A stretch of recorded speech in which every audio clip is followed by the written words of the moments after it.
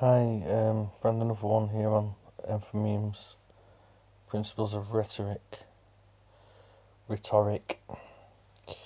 the University of Arizona.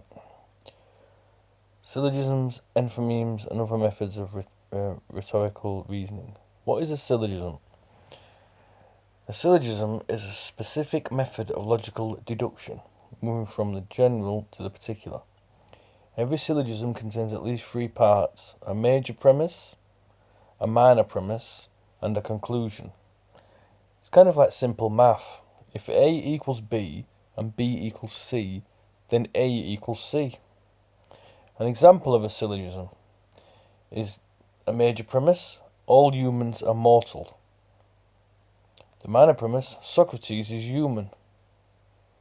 So the conclusion must be Socrates is mortal.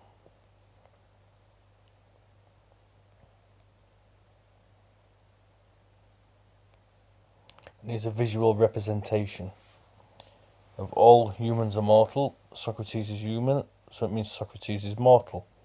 They all fit in together. That's logical. Another example of a syllogism: all mammals have hair, which is your major premise. Fish do not have hair, which is your minor premise. Therefore, fish are not mammals. That's your conclusion. And here's a visual representation. All mammals have hair. All things have hair. Fish do not have hair, so their fish are not mammals. So all things with hair. Here's another visual representation. All women are excellent drivers. Jean is a woman,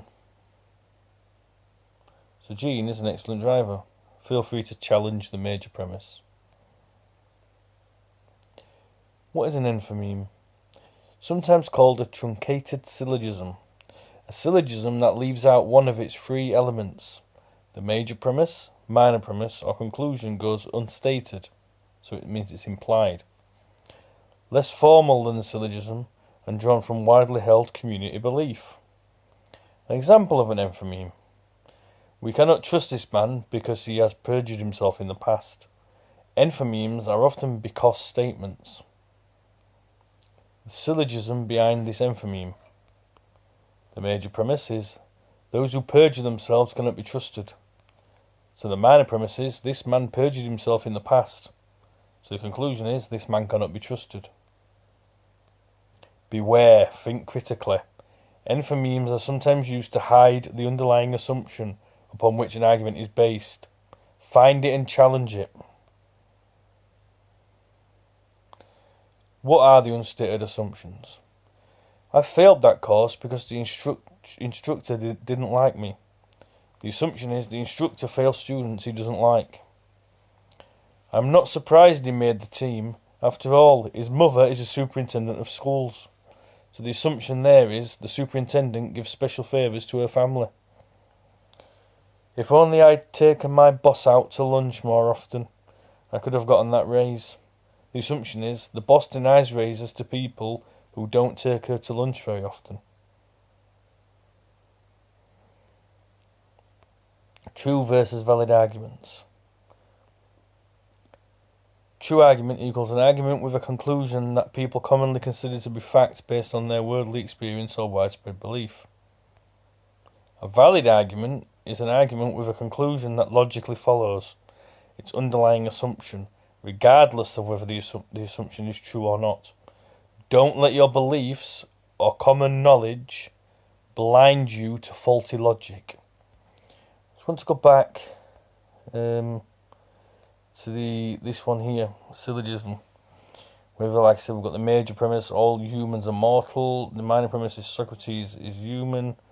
The conclusion is Socrates is mortal. I've done another one. I've been teaching to my 9-year-old. I've said to him the major premise is all men are mortal. Rex is a man. So therefore, Rex is mortal. I've told him that's a syllogism. That's a logical argument. You can see that's logical.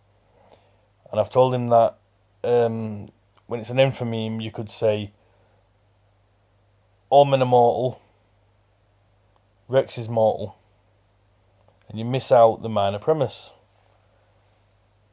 And most people would think, well then, if Rex is mortal and all men are mortal, then Rex is a man. The reason why that's left out is because Rex could be a dog, could be a cat, could be anything that's living, that can die. It's a way to mislead people when they use enthymemes.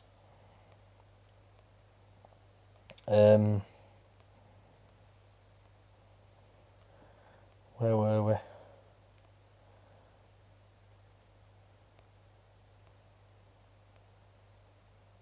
Is this true, valid, or both?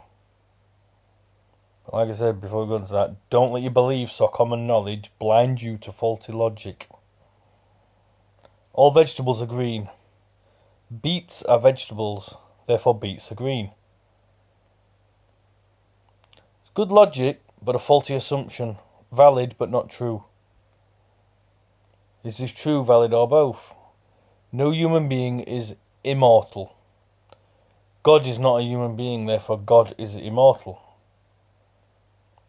Faulty logic, but according to many people's beliefs, a true statement. Invalid argument, but a true conclusion, according to many people's beliefs. Is this true, valid, or both?